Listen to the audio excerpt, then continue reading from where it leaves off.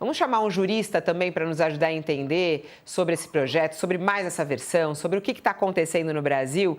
É ele que já está aqui conosco, Pedro Serrano. Vou até me levantar para recebê-lo. Olá, bom dia, professor.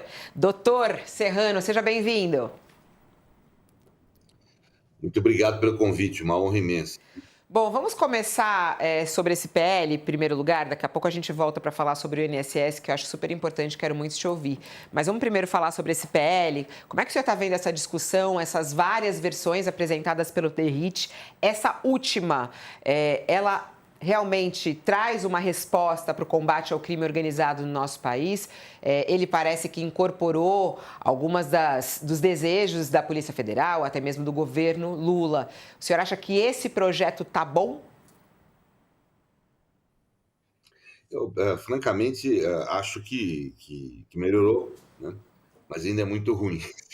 Ele tem uma mecânica de tratar o assunto que é próprio da nossa tradição, que eu não sei se é a mais adequada. Quer dizer, você produz um projeto de lei e acha que aquilo vai solucionar todos os problemas, que é uma mágica, ele faz parte da venda para a população de um certo discurso de produção, de atuação, etc. Tal. O que a gente precisa é outra coisa, não basta ver. A legislação hoje vigente no Brasil, vamos ser aqui claros, já é suficiente para estabelecer punição rígida com relação ao crime organizado. Qual o problema? Não se aplica. Quer dizer, você não tem uma política de realização dessa legislação vamos dizer, adequada, que seria uma política de uma racionalidade transversal, né? Ou seja, aonde você tivesse elementos repressivos, é óbvio que precisa haver para enfrentar esse tipo de criminalidade, mas também elementos que vão ajudar nas políticas urbanas, elementos que vão ajudar na distribuição de renda, é uma política pública em geral, assim, uma política pública em que o Estado se faça presente em vários ambientes da vida, né? É o que geralmente funciona, que nós vimos funcionar em outros países, né? Quando se volta atrás e começa a se verificar o que realmente funcionou num país que reduziu violências, sei lá, Nova York na década de 90, por exemplo, quando você vai fazer as investigações com mais calma e verificar, você vê que tiveram medidas que tiveram efeito por 20 anos, medidas de efeito imediato, medidas de médio efeito, são políticas complexas, né? Agora, o que está se, vamos dizer, a pilha, o que está animando as pessoas no Brasil é um discurso demagógico de querer encontrar soluções fáceis. Esse projeto do DERIT, com todo o respeito que merece o seu secretário, né, obviamente, mas o projeto dele é uma tragédia, é um projeto que auxilia as milícias. Não é, eu sei que não é a intenção dele, mas fica até uma impressão de que havia uma disputa ali entre milícia e o crime organizado de outra extração para poder um dominar o outro, mas assim, não havia nenhuma preocupação com segurança pública, se reduzia de fato, na prática, a competência e a possibilidade da Polícia Federal atuar. Sem Polícia Federal não há combate a crime organizado. Se gastou uma energia imensa em torno de um debate, me desculpe, sob o ponto de vista concreto da segurança pública, ridículo, sobre transformar o crime em terrorismo, banalizando a palavra terrorismo. E pior, se banalizava o conceito de terrorismo para incluir a tal das organizações criminosas, ia ser interessantíssimo. 8 de janeiro, por exemplo, estaria incluído como terrorismo numa situação dessa, né? Mas assim, e atribuindo às polícias estaduais a principal competência para investigar. E quando a Polícia Federal tivesse competência para investigar algo, teria que comunicar às polícias estaduais. Quer dizer, para que isso? Quer dizer, é obviamente redutora da competência da Polícia Federal, redutora da competência da Polícia Federal investigar esse tipo de crime. Quer dizer, então isso obviamente atende a interesses que estão ainda meio nebulosos, né?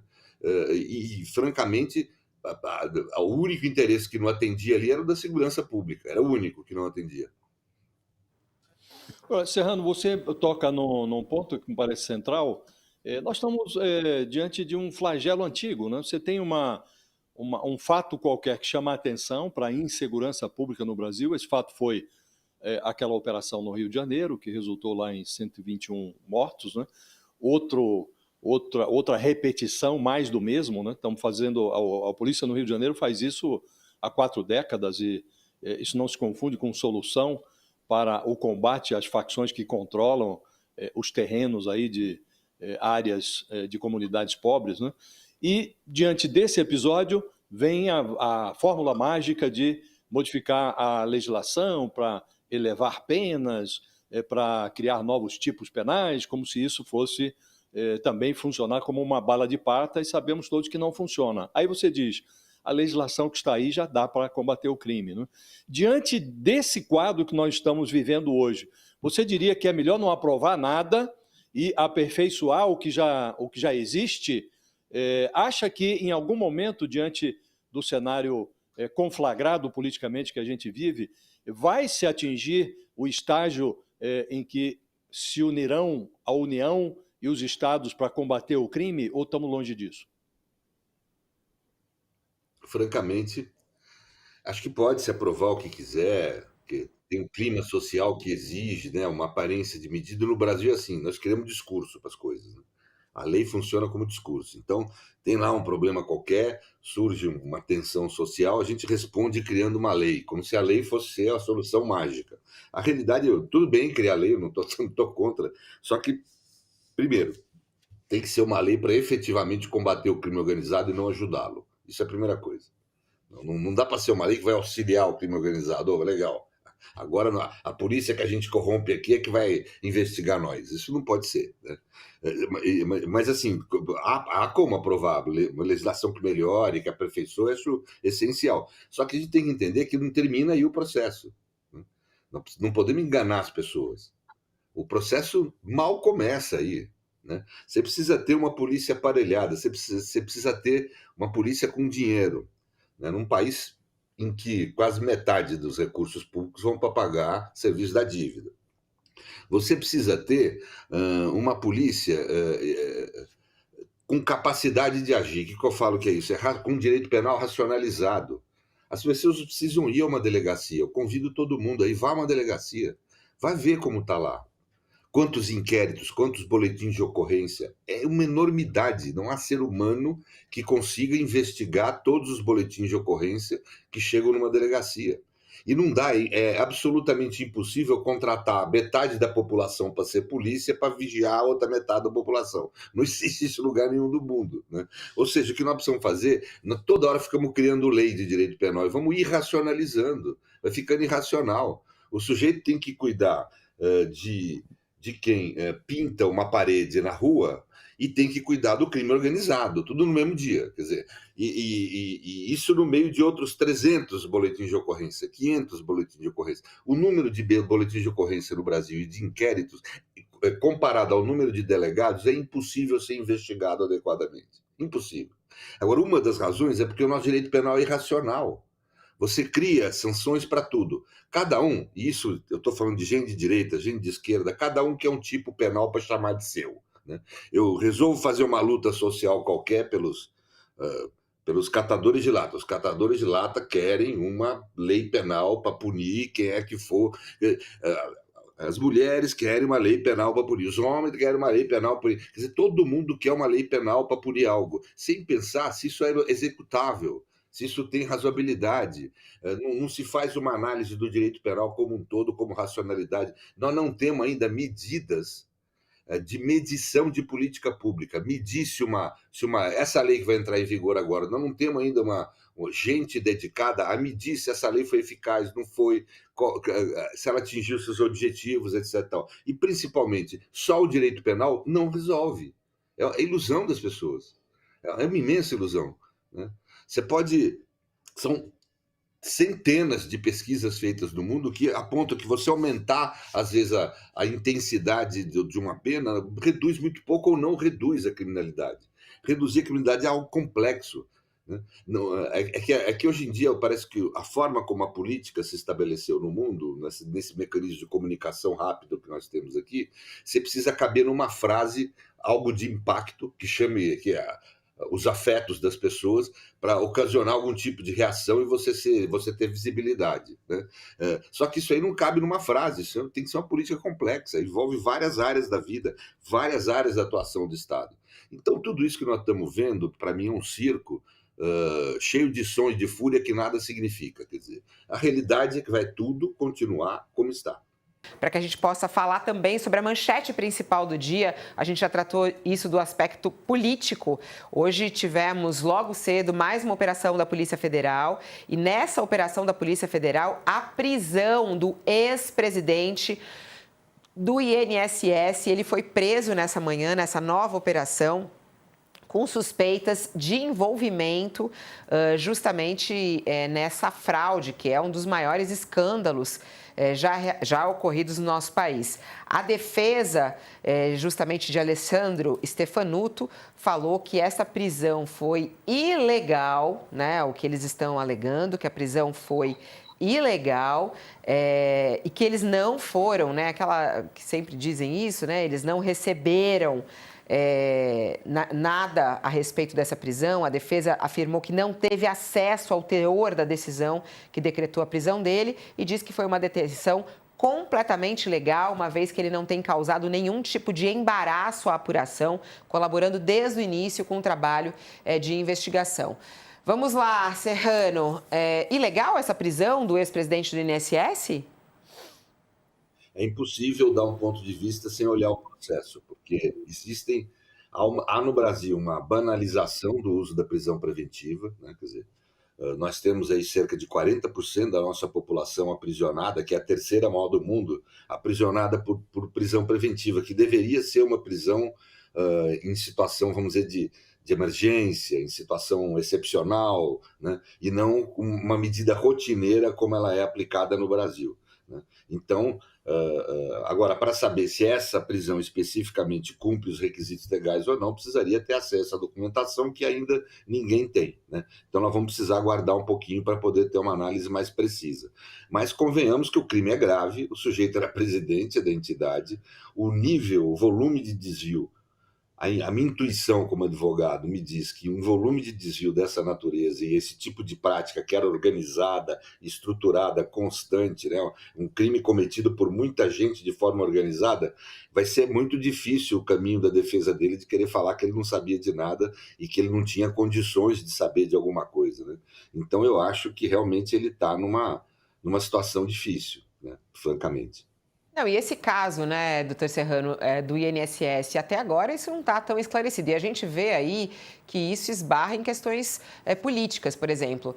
Os ministros, né, relacionados, a gente teve aí também o caso do ex-ministro do governo Bolsonaro, porque isso pegou o governo Bolsonaro também, né? Recebeu uma tornozeleira eletrônica.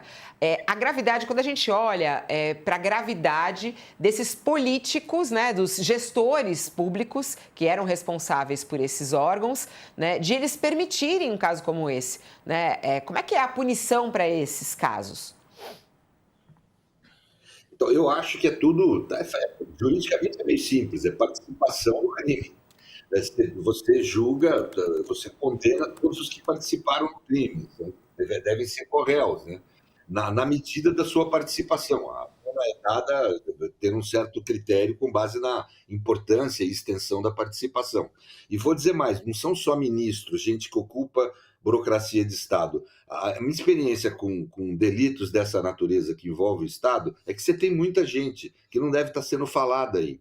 Gente que tem influência política, gente que tem acesso a gabinetes, lobistas de primeira linha e de segunda, personalidades, parentes de pessoas, tem que começar a se apurar para ver toda a extensão de envolvimento num crime desse. Um crime desse nunca é feito por pouca gente, né? E nunca é feito só por pessoas de um ambiente. Você tem, com certeza, ministros envolvidos, com certeza, gente importante da política, parlamentares, etc., envolvidos, e tem também gente influente que acaba, vamos dizer, praticando, vamos dizer, condutas de lobby que também participam. A polícia precisa apurar tudo isso e processar essa gente toda. Um dos mecanismos que garante a democracia é que a lei seja aplicada na forma que ela está posta. A lei aí é bem clara. Se desviar dinheiro público é crime. Tem uma peculiaridade nesse caso, doutor Serrano, que tem um caso específico do ministro Lupe, por exemplo. Carlos Lupe era ministro da Previdência. Governo Lula, início do governo, ele foi alertado e admitiu isso numa reunião do Conselho Nacional de Previdência Social. ele foi alertado, olha, tem um problema aí, estão desviando dinheiro do INSS, estão fazendo descontos não autorizados na folha dos aposentados. Ele deu de ombros, não incluiu o assunto na pauta da reunião seguinte, depois ele admitiu, olha, de fato houve o alerta, mas eu não me considero responsável. Disse que a autarquia, o INSS, tem autonomia, que não cabia a ele se responsabilizar pelo INSS. Num caso assim, não haveria, no mínimo, uma possibilidade de enquadramento por crime de prevaricação? A meu ver, assim, falando dessa forma, precisaria olhar a situação com mais detalhe. Eu estou aqui só chutando coisas, não é uma opinião técnica muito balizada, porque precisaria fazer toda uma verificação das circunstâncias de fato. Mas realmente, a aparência, o cheiro é de que pelo menos prevaricação sim, né? Agora, tem que investigar mais, porque um ministro, ele não é um... Em relação existe uma autarquia, a autarquia tem autonomia administrativa, né? Tem que ver mas por outro lado, ela deve certa subordinação ao ministro, ela se reporta ao ministro, né? Tem que ver se seria possível, teoricamente, o ministro ter interrompido a conduta criminosa. Porque se seria possível, ele, de alguma forma, ter interrompido a conduta criminosa e não o fez, ele é partícipe do crime, é mais do que prevaricação. A autoridade, seja pública ou privada, a pessoa que tem poder para interromper a prática de um crime, tem ciência da sua ocorrência e não o faz, participa desse crime. É o que é posto claramente na nossa legislação penal. Então vamos dizer, a prevaricação é o problema menor, e precisa se investigar para verificar se ele teria poder para paralisar o crime, se não o fez, por que não fez, para daí, eventualmente, se discutir até a sua participação no próprio crime, de fraude, corrupção, não, fraude, desvio, etc. Ele está atrasado. Tá atrasado, tá. Assim, eu estou tentando, não consigo. Gostou do Gonê ser reconduzido? Não, só sim ou não aí? Achou importante? Achei muito importante. Achou importante. Ótimo. Ele fez uma boa atuação na PGR até agora. Acho que na soma, né? Tem algumas questões que eu critico, mas na soma do bem e do mal ali, o bem preponderou. Estamos bem atendidos com esse procurador, então. Tá certo, isso é importante de ouvir. Desculpa ocupar seu tempo aí, ultrapassar o tempo combinado. Um prazer. Obrigada, Pedro.